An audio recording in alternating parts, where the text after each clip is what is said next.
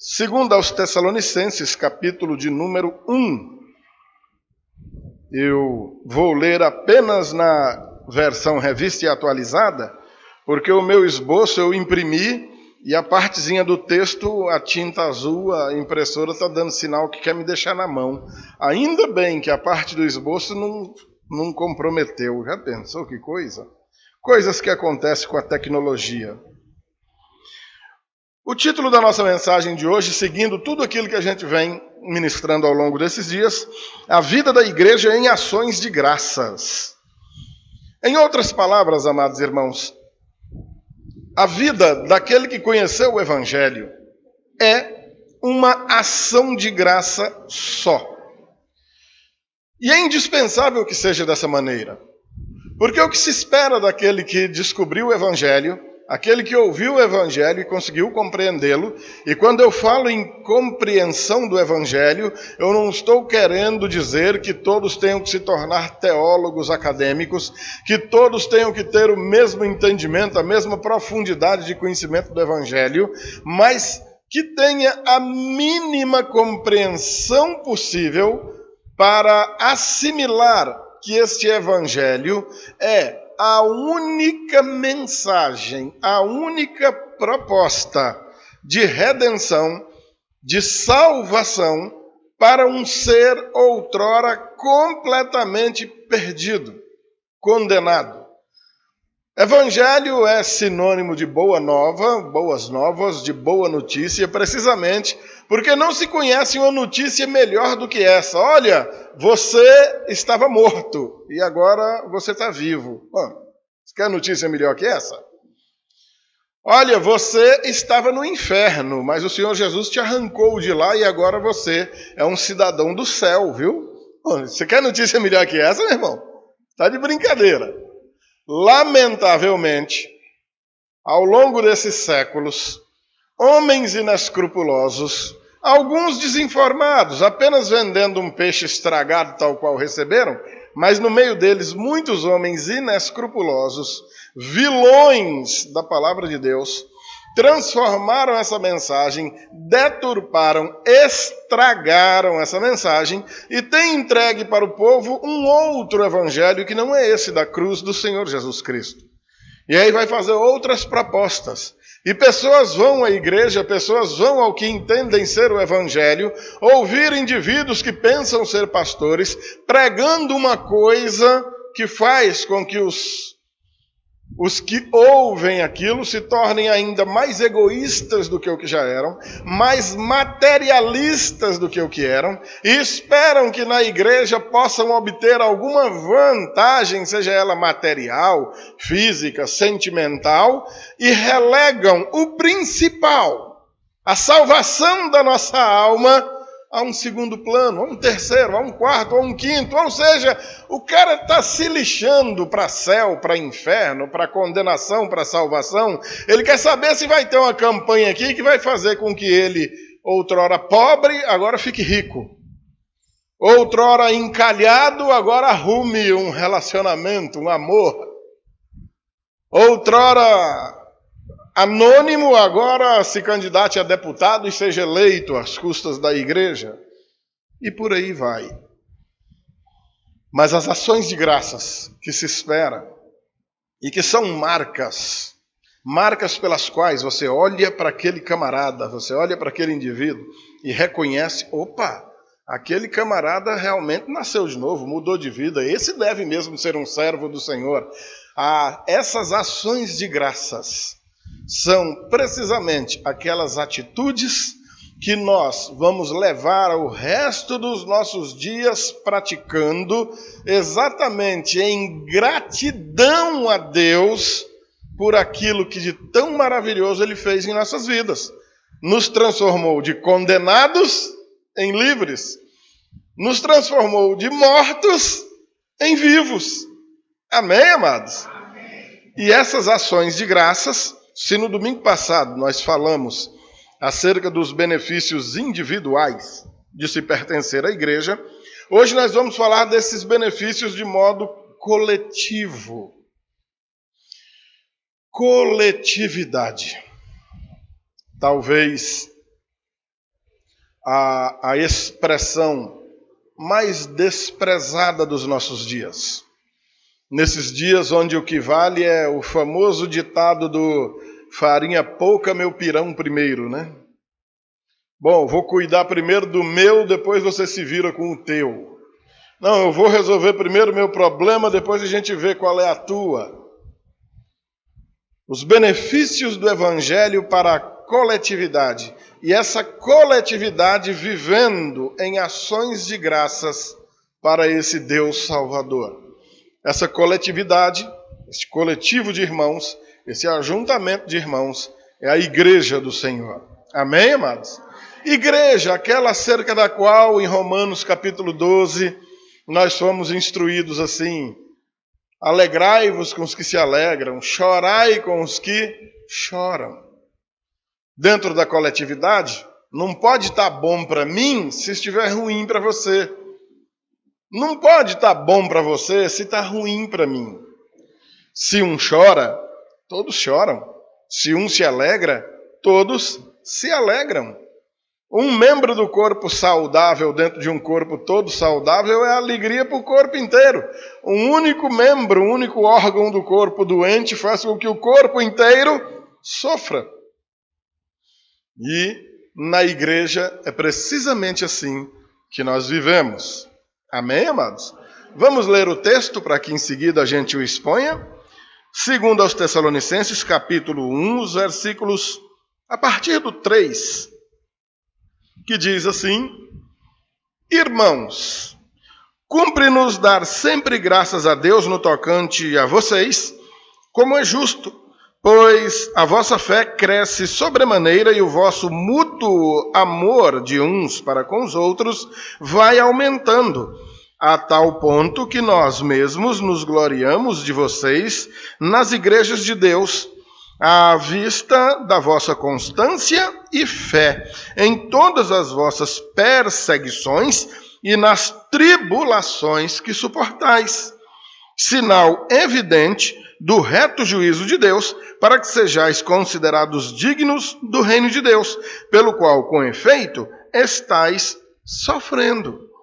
Se, de fato, é justo para com Deus que ele dê a paga, ou dê como paga, tribulação aos que vos atribulam, e a vocês que sois atribulados, alívio juntamente conosco, quando do céu se manifestar o Senhor Jesus com os anjos do seu poder, em chama de fogo, tomando vingança contra os que não conhecem a Deus e contra os que não obedecem ao evangelho de nosso Senhor Jesus. Estes sofrerão penalidade de eterna destruição, banidos da face do Senhor e da glória do seu poder, quando vier para ser glorificado nos seus santos e ser admirado em todos os que creram naquele dia, porquanto foi crido entre vocês o nosso testemunho.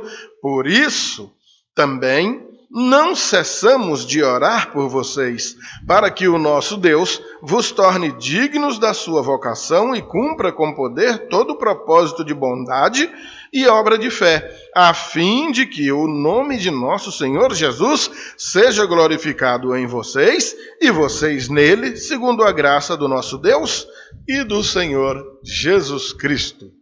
Ele começa essa sessão com o termo irmãos. Logo, como nós comentamos a semana passada, quando o texto começava com aqueles, numa referência à terceira pessoa, mas também limitando um grupo, ou seja, não era todo mundo que ele falava, era aqueles, ou seja, aqueles que tinham conhecido o Evangelho, que viviam segundo o Evangelho. Agora, de modo bastante parecido, ele começa a sua fala se dirigindo a um grupo específico de pessoas. Ele está se dirigindo aos irmãos. A mensagem é para quem foi alcançado pelo Evangelho. Não é uma mensagem comum. Não é uma palavra para qualquer pessoa. Não é uma mensagem para quem despreze a vontade de Deus e os seus mandamentos para nós. Irmãos, e olha só, graças, ele está dizendo que estão dando a Deus em virtude da vida daqueles irmãos. não deixamos de dar graças a Deus, não deixamos de glorificar a Deus por causa de vocês. Como eu disse, amados, há um benefício coletivo no viver de modo pleno que o Evangelho determina. Começamos a ver isso agora e ainda vamos ver mais daqui a alguns minutos. Prestem atenção. A perseverança, a fidelidade, a firmeza, o crescimento, mesmo em meio a grandes dificuldades da Igreja do Senhor, está alegrando a própria Igreja do Senhor. Pessoas que não se conhecem, nunca se viram, e provavelmente algumas que morreram sem se conhecer, sem se ver, mas que se alegravam pelo simples fato de obterem informação de que uma igreja ia muito bem. Amém, amados? O contraste daquilo que nos entristece quando ouvimos dizer que em algum lugar a igreja vai mal.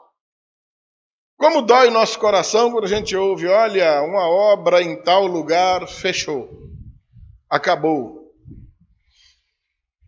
Tem 10 anos, um pouco mais de 10 anos que eu estou aqui no Piauí, e quantas localidades eu já visitei aqui, onde moram aí 500, 300, 200 famílias, e a gente ouve a notícia, olha, aqui há tantos anos atrás tiveram uns irmãos aqui, eles andaram por aqui e foram embora.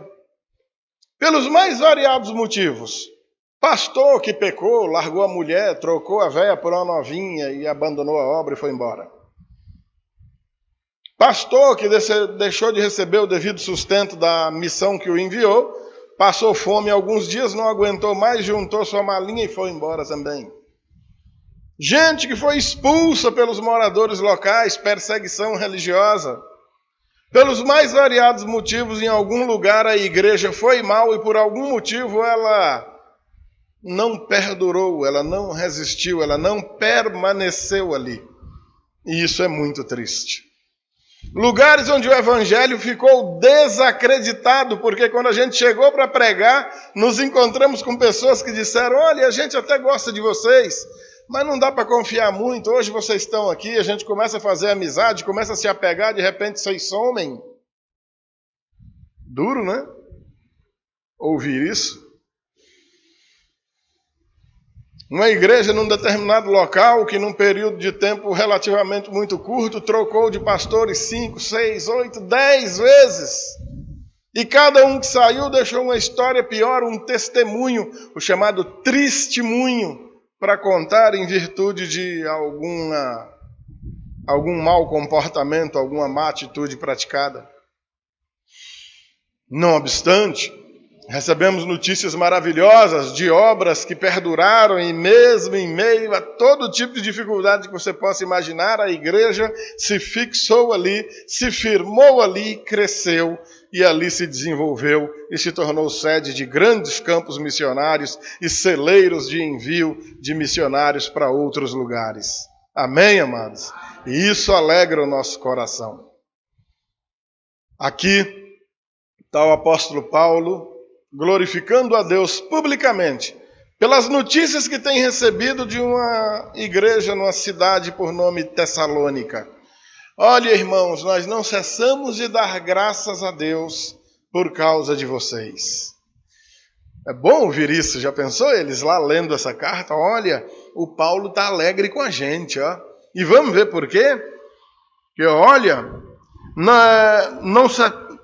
cumpre-nos dar sempre graças a Deus no tocante a vocês, como é justo, pois a vossa fé cresce sobremaneira, ou seja, a fé daqueles irmãos está crescendo cada vez mais. Amém, amados?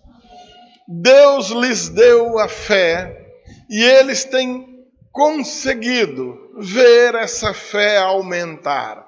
Essa fé tem crescido.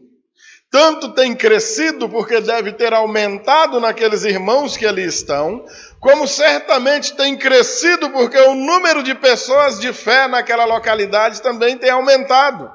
A igreja tinha lá seus 15, de repente 30, agora 50 e sabe-se lá quantos tem, ou seja, de um jeito ou de outro, a fé cresceu.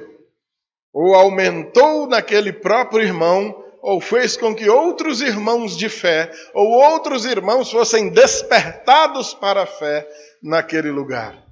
E motivo de alegria ficou publicado para nós. E ainda, que o amor mútuo, ou seja, o amor de um irmão para com o outro, também não parava de crescer. Oh, amados, e nós vamos ver aqui quão importante era esse amor fraternal, esse amor de irmãos, de amigos mais chegados do que irmãos. Porque em meio a sofrimentos, encarar a tormenta sozinho é para ser osso duro de roer. Como no meio da tormenta, esses amigos, esses amados irmãos, seriam de grande utilidade, de grande valia. Olha o verso 4. A tal ponto que nós mesmos nos gloriamos de vocês nas igrejas de Deus, ou seja, a notícia tem corrido, temos falado de vocês em outras igrejas, à vista da sua constância, ou seja, por causa da fé constante de vocês, ou seja, uma fé que não é interrompida, uma fé que não se acaba, uma fé que não sofre interrupções, intervalos, uma fé que não morre, e mais ainda, em todas as vossas perseguições e tribulações. Eita, rapaz, nisso aí a gente não tinha pensado, né? É interessante, amados irmãos, notar que o crescimento do amor, o aumento do amor de uns para com os outros dentro da igreja, e a quantidade daqueles irmãos de fé aumentando, e a fé daqueles irmãos sendo constante, está sendo exaltada. Olha o detalhe aí, ó, que isso é para você tirar da tua cabeça, pelo amor de Deus, de uma vez por todas, essa pregação triunfalista que só faz com que aqueles que querem ouvir o evangelho enxerguem bênçãos materiais e bênçãos nesta vida, pelo menos aos olhos deste mundo, que não servem para porcaria nenhuma quando diz respeito à salvação da alma. Olha em que esses irmãos estão sendo exaltados. O amor de vocês cresce, a fé de vocês é constante, essa fé tem aumentado. Com alegria nós contamos esse testemunho por todas as igrejas, porque tudo isso tem acontecido no meio de muitas tribulações e perseguições. E aí, dá para você? Ou será que aquela fila para dar o testemunho, para botar o microfone na boca do cara, e aí, o que aconteceu aqui na campanha? A campanha do cajado de Moisés, que abre o mar, o que aconteceu? Eu tinha um celular de 2 chips, agora eu tenho um de 4 chips. Oh, glória a Deus. Eu tinha um Fusquinha, agora eu tenho um Fiat Uno. Oh, aleluia. É para isso que o evangelho serve? Olha onde esse testemunho está sendo contado e olha por que esses irmãos estão sendo exaltados. Porque a atitude de aumento do amor e aumento da fé está sendo evidenciado. Porque isso está acontecendo em meio a tribulações e perseguições. Um motivo de alegria muito simples, amados. Porque para qualquer um de nós aqui, que não seja louco, e glória a Deus que aqui nós somos todos loucos, o evangelho é loucura, mas ele é loucura para os que se perdem, para nós é poder de Deus. O evangelho, essa palavra da cruz, muito louca, nos coloca essas realidades diante dos olhos para nos animar. O motivo é de glória, porque o que se espera, naturalmente falando, é que em meio às tribulações e às perseguições, o cara fuja, caia fora, desapareça no mundo, desista, Rapaz, eu não vou brincar disso aí mais não. Como é que é? Tem que ser perseguido, é? Ah, não, essas tribulações. Não tem jeito, sem tribulação não vai não? Vai não, amados. Eu adoraria ser um belíssimo mentiroso e tranquilizar muito a tua cabecinha e dizer para você, olha, vai dar tudo certo, olha, o sofrimento vai acabar, como algumas campanhas. Vocês já viram um carro de som passando aí na rua e o slogan é esse, chamando para as campanhas aí na igreja, deixe de sofrer ou pare de sofrer, venha para a campanha das 80 portas, não sei de quê. E se você não levar uma oferta filé nos 7 dias de campanha, o milagre não vai acontecer, como na verdade não vai acontecer de jeito nenhum, porque o combustível para que isso aconteça é a ganância de quem prega e, me perdoe, a ganância de quem comparece também, de quem ouve. Em meio a tribulações e sofrimentos, angústias e perseguições, é que a fé daqueles irmãos está aumentando, é que o número daqueles irmãos de fé está crescendo, é que o amor de uns para com os outros está aumentando. E esses são os motivos de Deus estar sendo glorificado. Amém, amados? Porque está acontecendo o oposto daquilo que o mundo ama. Aqueles irmãos, para ganhar a vida, estão perdendo o mundo. Aqueles irmãos, para ganhar o céu, estão abrindo mão completamente da terra. E estão se alegrando por causa disso. Amém, amados? Só para você ter uma ideia, nosso comentarista, ele lembra do episódio lá de Atos 17, versículos de 5 a 9. Vou até dar uma olhadinha só para comentar rápido com os irmãos. Olha que legal. Atos 17, de 5 a 9. Eu não sugiro você que abra, não vai dar muito trabalho. Você acredita em mim? Paulo e Silas em Tessalônica. Nessa cidade aqui para onde foi escrita essa carta. Quando eles chegam lá a primeira vez pregando. Eles estão lá pregando e uma turba de gente. É interessante que o versículo 5 classifica esses caras como malandragem. O texto diz assim, os judeus, porém, movidos de inveja, trazendo consigo alguns homens maus, dentre a malandragem, olha, esse termo está aí na Bíblia, né? Ajuntando a turba, alvoroçavam a cidade e assaltando a casa de Jason. Jason foi o irmão que hospedou os missionários que ali estavam, arrasta o homem para fora, querendo achar Paulo e Silas e provavelmente Lucas para matá-los por causa da pregação do Evangelho. Esses homens de Tessalônica que estão recebendo essa carta aqui já têm em mente esse tipo de perseguição. Os homens que chegaram aqui para pregar essa mensagem já chegaram aqui sob perseguição. Foram embora, deixaram a igreja plantada e a igreja nunca mais parou de ser perseguida. Puxa vida, irmãos. Que evangelho interessante, né? Aí mesmo, na carta aos Tessalonicenses, mas em vez da segunda, a primeira. Essa eu até te sugiro que você dê uma resinha aí, ó. A primeira aos Tessalonicenses, olha, se você voltar aí 2 páginas vai ser suficiente. 2 folhas, acredito eu. Olha só, em 1 Tessalonicenses 1,6, diz assim, ó. Com efeito, vocês se tornaram imitadores nossos e do Senhor Jesus, tendo recebido a palavra, porque em meio de muita tribulação, com a alegria do Espírito Santo, e aí ele vai continuar, de sorte que vos tornasses modelo para os crentes da Macedônia, ou seja, em meio a tribulações, em meio a perseguições e sofrimentos, vocês se tornaram imitadores nossos e do Senhor Jesus. Que interessante, né? Ainda aí em 1 Tessalonicenses, capítulo 2, versículo 14, olha como ele diz.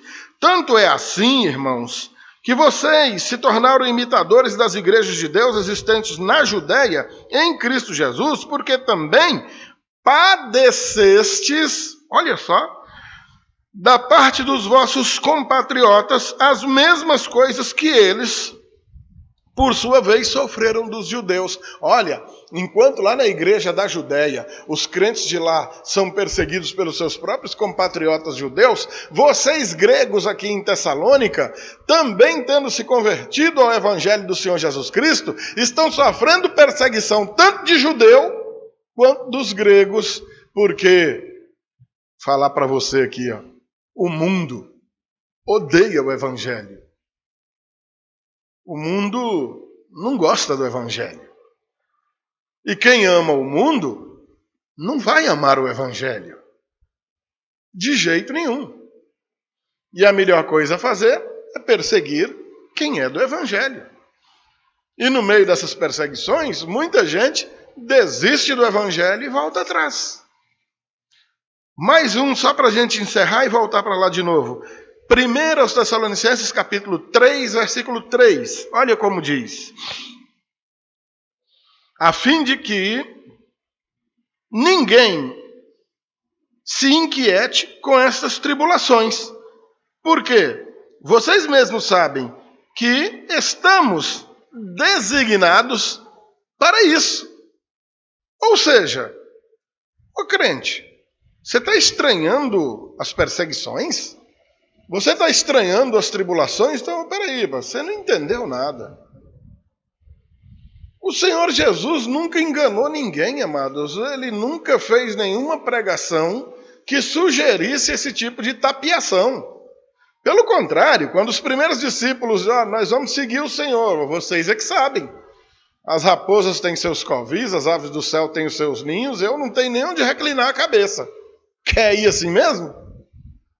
Olha, eu estou enviando vocês como ovelhas para um covil de lobos. Nunca teve enganação. Olha, no mundo vocês vão padecer perseguições, mas tem de bom ânimo, eu venci o mundo. Olha, assim como o mundo me odiou, vai odiar vocês. Olha, assim como o mundo me perseguiu, vai perseguir vocês. Assim como o mundo vai me matar, vai matar vocês também. Mas no Senhor Jesus, que ressuscitou e vive eternamente, nós também vivemos eternamente. Amém, amados? Então, amados, a glorificação e a exaltação todinha que a gente está vendo aqui é em virtude dessa perseverança. No mundo não há segurança para ninguém, amados. Ninguém está seguro em lugar nenhum. Não existem lugares seguros, não existe condição de segurança. Segurança plena? Não existe. O camarada está na igreja rezando aqui no interior de São Paulo, entra um louco lá atirando no povo. Outros estão numa mesquita lá, rezando lá para lá também, entra um louco atirando. As crianças estão na escola, que é um lugar mais sossegado do que a escola, basta as brincadeiras que a gente faz lá mesmo. Entra um maluco lá atirando. Amados, em lugar nenhum há segurança. Não tem nenhum de nós aqui que nasceu para semente, nenhum aqui pode bater no peito e dizer eu tenho o corpo fechado. Isso é coisa de macumbeiro. Não adianta você se apegar ao evangelho e apenas ficar citando 1000 cairão ao meu lado, 10.000 à minha direita, mas eu não serei atingido. Não vai ser atingido até o momento em que o Senhor quiser. No momento que Ele não quiser mais, você vai ser atingido sim. Olha, o ladrão rouba carro de crente também quebra, dá lucro para mecânico que nem crente é, para o guincheiro, para todo mundo. Tirem da cabeça esse misticismo, essa superstição, uma macumba gospel que colocaram no meio de nós, dando a entender que conosco vai dar tudo certo. Meus amados, isso não existe.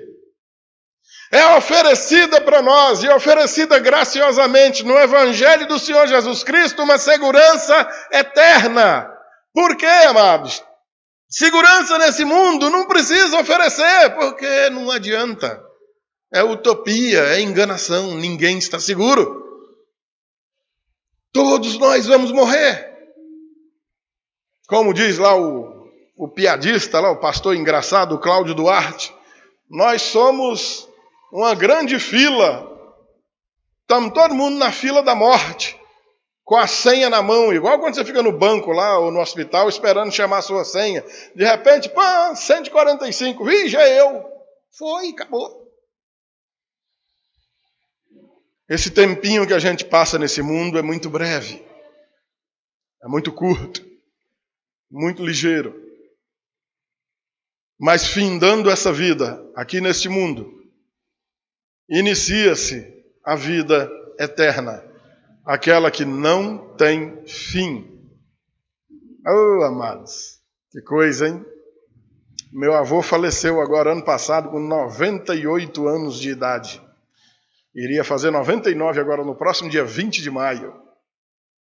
A gente diz, eita, seu Floriano viveu demais, né? Quase 100 anos. O que são 100 anos em vista da eternidade?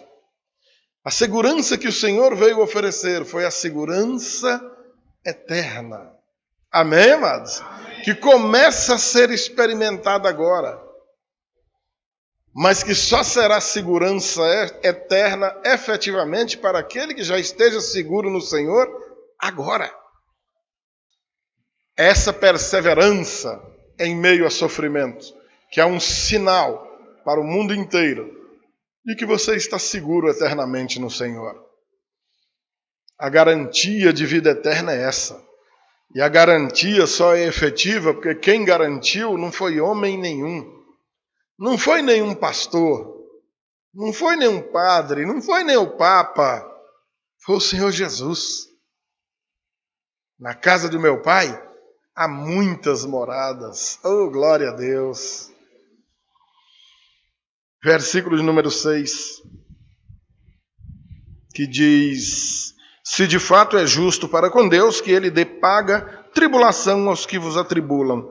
Aqui ele começa a fazer uma menção à inevitável condenação de um outro grupo. Se ele começa se dirigindo diretamente aos irmãos, aí no versículo 3, agora ele começa a falar indiretamente a um outro grupo. Um contraste agora. Ora, verso 7. No verso 6, tribulação aos que vos perseguem. No verso 7, e a vocês que sois atribulados. Agora olha só, alívio. Oh, glória a Deus, hein, querido? Mas, alívio juntamente conosco. Ou seja, a igreja toda, é todo mundo. Não tem nada individual, nada particular. Mas, detalhe. Quando é que vem esse alívio? Quando é que chega esse descanso? Para quando vem esse sossego pleno? Ele explica. É quando a gente fizer a campanha lá da Rosa Amarela, a gente receber lá o sabonete de sebo de bucho de bode de Israel, É nesse tempo a gente receber um tijolinho da campanha. Não é não, amados. A segurança também é eterna. Olha só. Alívio juntamente conosco quando do céu se manifestar o Senhor Jesus com os anjos do seu poder, em chama de fogo, tomando vingança contra os que não conhecem a Deus e contra os que não obedecem ao Evangelho de nosso Senhor Jesus. Alívio para a igreja. Quando o Senhor Jesus se manifestar, quando Ele com os seus anjos vierem do céu para nos buscar, ou quando, estando nós atentos com nossas candeias acesas, ou seja, atentos e obedientes ao Evangelho, então morrermos nesse mundo aqui, o que é o mais provável acontecer com todos nós. Embora o Senhor Jesus possa voltar agora, se Ele assim o quiser, porque nada o detém. Quando é que esse alívio vai chegar? Na vinda do nosso Senhor. Amém, amados? E juntamente com esse nosso alívio e descanso eterno, olha só o contraste. Tomando também, versículo 8, e tomando vingança contra... Olha só que interessante.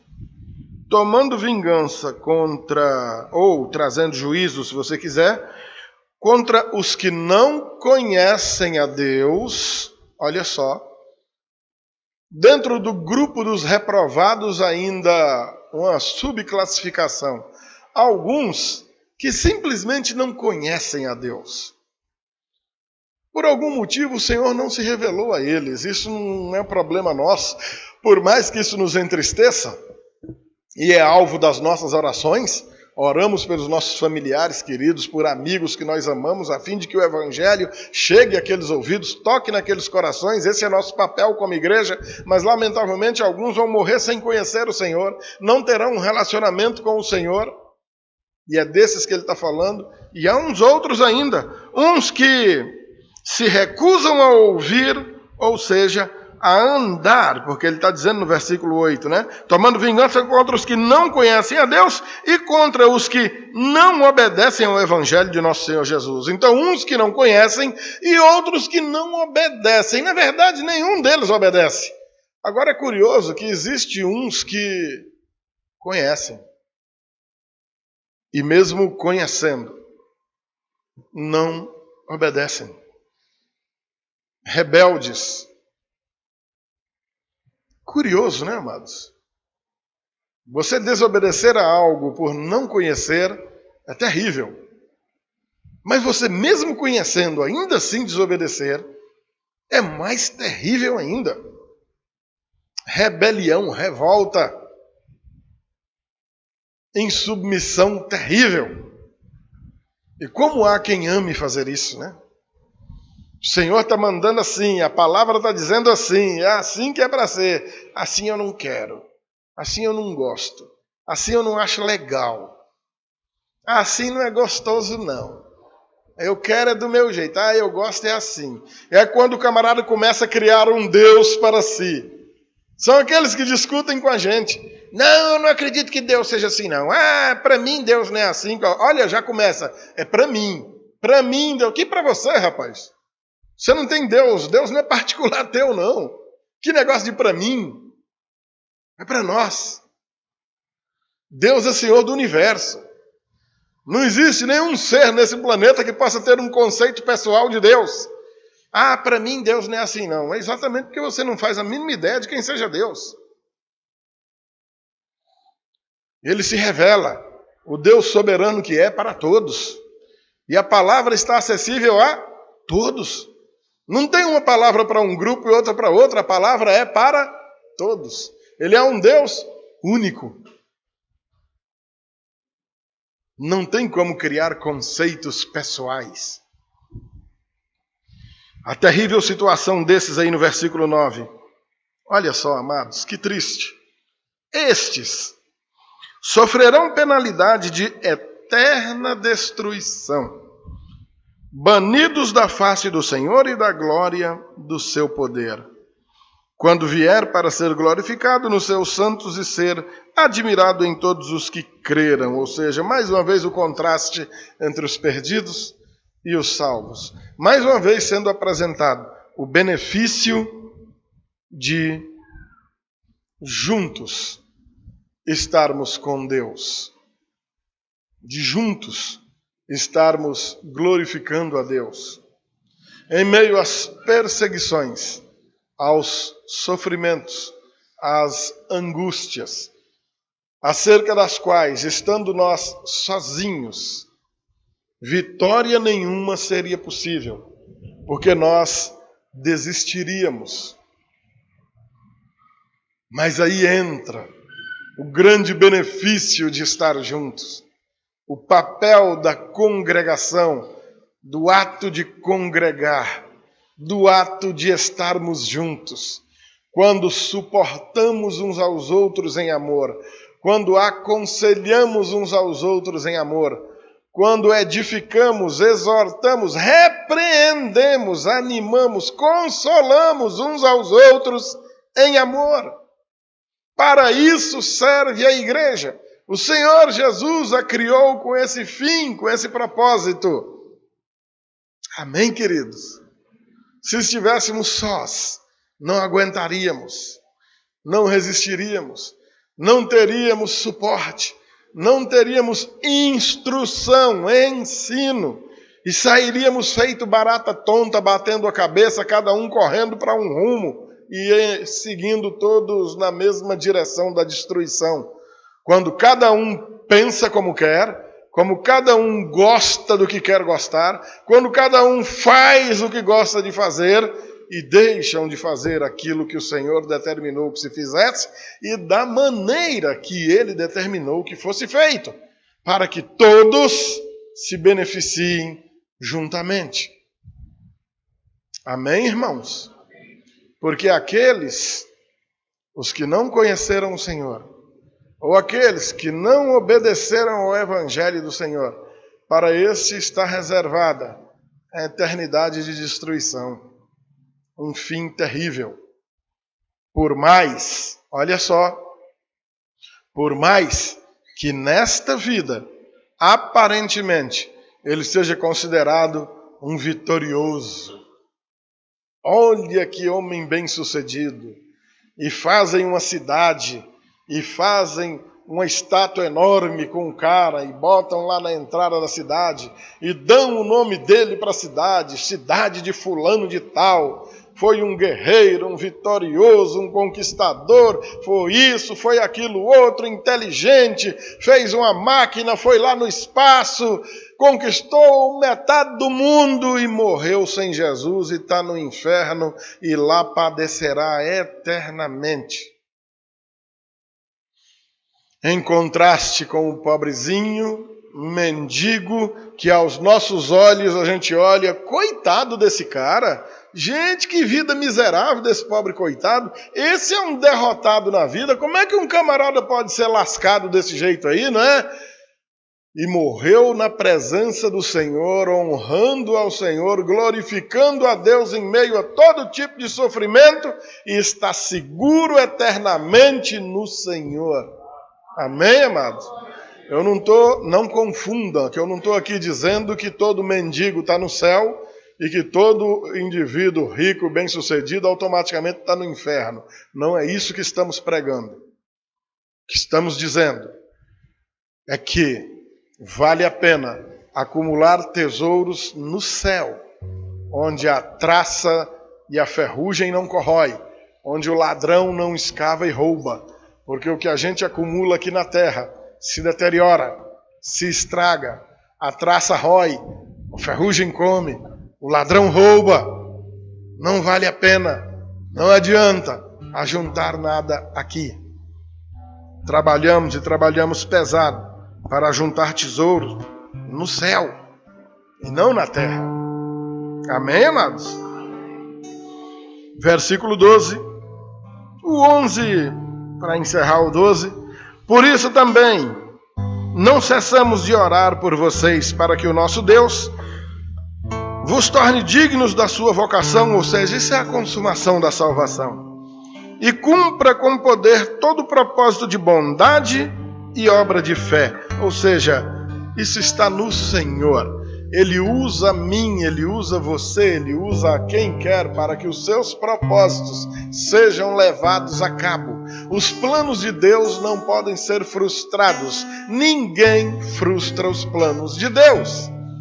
E Ele é glorificado no bom procedimento daqueles que, mesmo em meio a sofrimentos e tribulações, todo tipo de perseguição, de angústia, persevera na fé, aumenta o amor de um para com os outros e permite que a igreja cresça ou que aumente o número de pessoas de fé. E a fim, verso 12, de que o nome do nosso Senhor Jesus seja glorificado em vocês e vocês sejam glorificados no Senhor Jesus. Amém, amados? A nossa glorificação é a própria consumação da salvação da nossa alma lá no final. E a glorificação do Senhor é feita em toda atitude de obediência, de perseverança e de fidelidade dos seus servos. Atentem, amado, toda vez que você sai vitorioso por perseverar na fé, no amor e nessas coisas, inclusive crescer mesmo em meio às dificuldades dessa vida, você está glorificando a Deus. Amém? Não basta abrir a boca e dizer glória a Deus, amém, aleluia, é bom dizer, mas glorifique a Deus por meio da sua perseverança na fé, mesmo em meio a todo tipo de sofrimento, perseguição, angústia, porque as bênçãos eternas advindas disso daí são simplesmente tremendas, maravilhosas.